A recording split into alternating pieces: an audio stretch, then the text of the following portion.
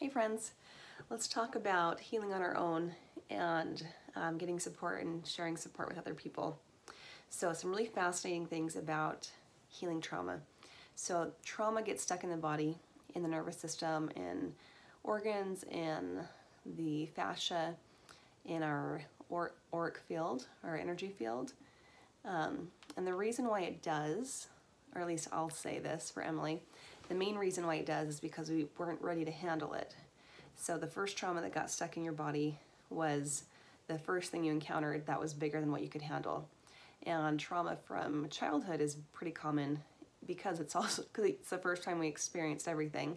And so that's pretty pronounced. And, you know, year to date, it was the biggest thing that ever happened in our life.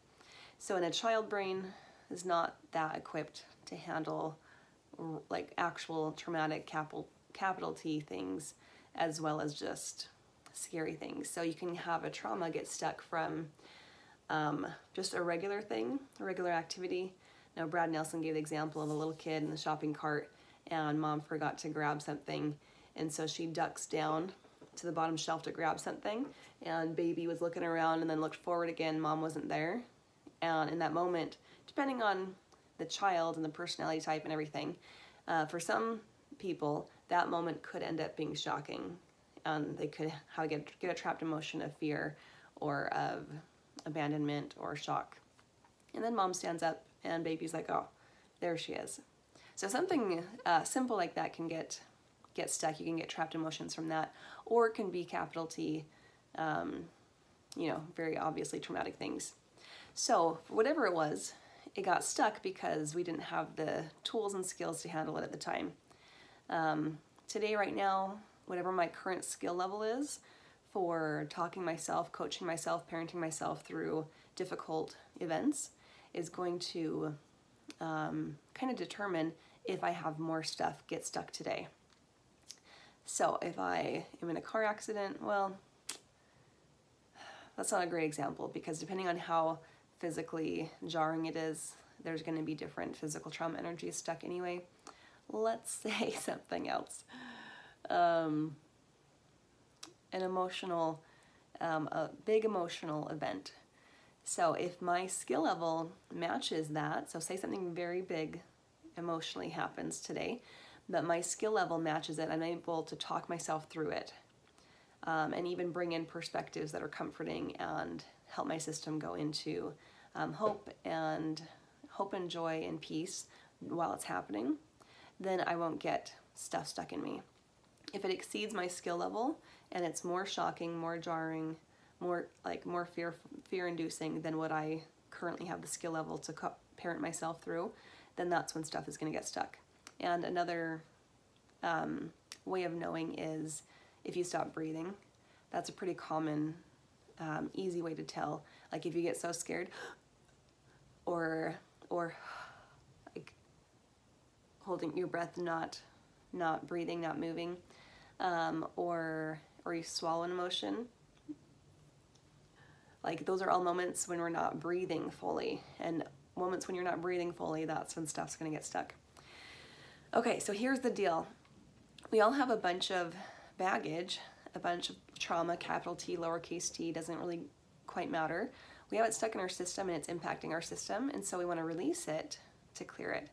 And so it can kind of happen naturally if you're just out and about, maybe reading books, listening to podcasts, talking to someone, and you learn a new perspective that helps to comfort a past trauma. Sometimes that can be enough to facilitate the release of the trauma energy. I don't have an example coming to mind. Or it can be if you re-experience it, or if you watch someone else go through that experience and you allow yourself to feel your feelings while watching them. Like a lot of parents will say when watching their children go through growth phases will facilitate a lot of growth and release and healing inside of them, because you can kind of help your system walk through the scenario while watching them, but with your adult perspective and adult mind, hold space for yourself to cry and to feel your feelings and acknowledge your feelings and have a vocabulary to understand them within yourself. Anywho, so there's different life experiences that can just help facilitate healing trauma and releasing trapped emotions and whatnot. But sometimes you need a very targeted healing process to release something big. And that's when you'd sign up, you'd hire an energy practitioner to get some help or support, or where you would ask a loved one, like, please don't try to solve the problem. I need to just be able to talk. I need to talk for a little while to kind of help my system work through this, help me acknowledge my feelings out loud, etc. Or when you can do a release exercise like scribbling or write and burn or EFT tapping. So a lot of trauma, if you zero in on it and spend time working on it, that's when you can release it. So there's a lot of things you can release on your own, just through EFT tapping alone. It's really amazing. It's really amazing. It takes time, and you have to do like onion layer, one layer at a time. But you can, if you do it ongoing, a little bit every day, you can clear just buckets and buckets. But some things are too big to do on your own. The reason being, maybe it was so big at the time that your system, your nervous system, your energy system couldn't handle it and couldn't like move it through your body and out because of the size, and your system wasn't equipped for that. Having the presence of another person does wonders. Literally just having a second nervous system and energy system present with you can give your system the support to be able to release big things that were too big for your system's current capacity and skill level. It's really amazing. It's so amazing, like beyond words, that just the presence of another person can help facilitate that. And you can try that out. Well, the presence of a person who's holding space. So they have to, holding space meaning that they are showing up, they're being present, they care about you going through your process, and they're not sitting in judgment towards whatever you're processing. They're not fighting it, like, oh, no, I don't want any of those emotions to come out of you. Or they're not trying to take control of, like, I better save them and I better say something to make them feel better. Someone who's just willing to just hold space and just be present and just sending love and support and belief that your system can process its stuff when it has support held for it. It's crazy amazing. So also, this is another way that's pretty fun to think about it. My energy system, my energy field, has all of my data in it. Every moment of my life, everything I've ever seen, everything I've ever experienced has all of my data in it. And nobody else in the whole world has had quite the experiences that I've had through my lens, through my vantage point. And even the experiences I've gone through, from at age 5, I was looking through the lenses of the specific experiences I'd been through before then. So even if someone had stood right next to me or a sibling had gone through the same moment when I was 5, they would still be seeing it from a different perspective. So literally all the data in my energy field is unique because it's a unique recipe of the experiences I've been through. So all of the energy and data in your energy field is different. It's different than what my system has encountered, and some of the things will be very different, things that I haven't even thought of, perspectives I've never seen from. And so it's pretty cool if you think about your bubble around yourself and the bubble around another person. When you hold space and interact, it's almost like energetically, your energy can like see their bubble and see their data, and like kind of like reading a book. When you're reading a book, you're like, wow, look at like this, and this paragraph is bringing up perspectives I've never heard of before this moment when I read that paragraph, and now I have all kinds of new perspectives and thoughts because of this. And it feels similar to me, like that the energy, because we're holding space together, it's almost like my energy can learn from the data that's in your energy field and vice versa.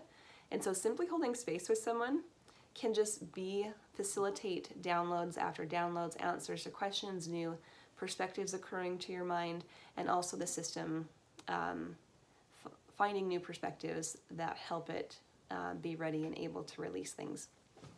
So just the presence of another person is huge. And here's another reason why that's big. Sometimes we have wounds and parts, like an IFS, if you have a firefighter protector part that is in charge of putting out the fire, stopping the pain immediately. It might be resorting to addiction as its coping mechanism to accomplish that. And other parts of you might really not appreciate that addictive behavior, or even self-harm or anger towards other people. So there can be parts in your system that are like, we don't like that part at all. That part's ruining our life. We don't want it in here. And then the firefighter part will feel like, hey, I don't like those parts about how they are. I'm trying to do my best. I'm trying to help out. And they are always fighting me. And them trying to lock me away is not helpful because I feel like I need to be out to do my job to save, to save the self from pain. So when we're getting in contact with a part that has concerned parts that are afraid of it or don't like it, it might not feel safe to surface, especially if we are blended with the other parts and we're like, yeah, I don't like you either. Then it's like, okay, you're mean to me. The other parts are mean to me. I don't feel safe to come out and tell you about myself. But if there's another person present that is safe and that does hold non-judgment towards this firefighter part, then it can feel safe. Like, okay, so as long as they're in the room and they're nice to me, like they are holding compassion towards me, then I'll come out. So that can be another reason why, that there's just certain things that we have blind spots on, that we're too close to, that we aren't able to, that doesn't feel safe within us to surface if we're the only one in the room. But if there's someone else who can hold space, then all kinds of things that we couldn't get in contact with by ourselves can surface. Okay, so that was a long video to say there's certain things that we need support for, that we need the presence of other people for. I was looking at this today, and I ask people to hold my hand all the time. I get support from others all the time, probably at least 10 times a week. I have regular meetings with different healing groups and friends. I do a lot of trades with friends, also with my spouse and with other friends, which hold space for them to talk through things, and then they hold space for me to talk through things, and I do it all the time. I also use journaling. That's really helpful for me, but sometimes I'm not able to do it, and so I have someone hold space for me.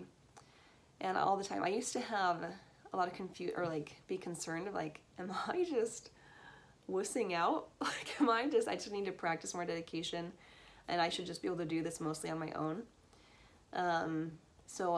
But anyway, so I discovered, I was thinking like, man, I really shouldn't need help or support as much as I do, as much as I feel like I do. And I asked around, and it was pretty average for most people, that like you need a certain amount of support, and especially when you're accessing deeper things that your system, that might feel too scary for your system to surface while you're alone, like by yourself, then especially for deeper things, then the presence of another person is pretty needed. So when I muscle test my system right now, based like on the things that are surfacing my next onion layers, what percent do I need space held for? And I'm getting like 60%, 65%. And previously I'd been thinking I should be able to do 70% of this on my own, not need any help or anyone's support, and then just 30% go out and get support for. And for me, it's basically the reverse. It's like I need I need support in some way for most of it, and then 30 or 45%, 45% I can do on my own, which I'll do scribbling, EFT tapping, energy session, journaling, etc. And I found that I can even get support just like doing a Marco Polo, or, is this recording sideways? It might be. Doing a Marco Polo with a friend, or a WhatsApp voice recording, even if they're not currently there listening, simply the space between me and them gives me enough support to be able to process, because I know that they're going to listen to it later, and the space between us in a relationship, the energy is there. So I recommend it. And there's synergy between people. There are things that when I'm in a group of people that are holding space for me, I can process much faster than on my own, and often faster than if I'm just with one person. So it really is 1 + 1 = 3. Sometimes 1 + 1 = 5, and 1 + 1 + 1 = like 10. it's real and it's significant how the synergy between when people connect and hold space, what can happen. So I say I'm all for it. I'm all for like having healing buddies, having people that you meet with regularly to hold space for each other to heal in whatever format that is. It can really help you move through things quickly. It doesn't have to be so hard and stuck. There's certain things for myself that if I get stuck, I just know like, okay, I'm just gonna reach out and schedule a session or a trade or ask a loved one if they will have time to talk later today. So I just do that quickly now. And if it's something that I can feel like, no, I can make progress on this on my own, then I'll do exercise or I'll do sessions on myself. But otherwise, I'm just pretty quick to like, okay, let me go get someone to hold my hand for this. And then boom, done with it by, the next day, moving on to the next onion layer. All right, so if you ever need ideas or suggestions of ways to ask for support or ways that you can implement support from other people, just let me know. I'd be interested. I'm always interested in troubleshooting or brainstorming.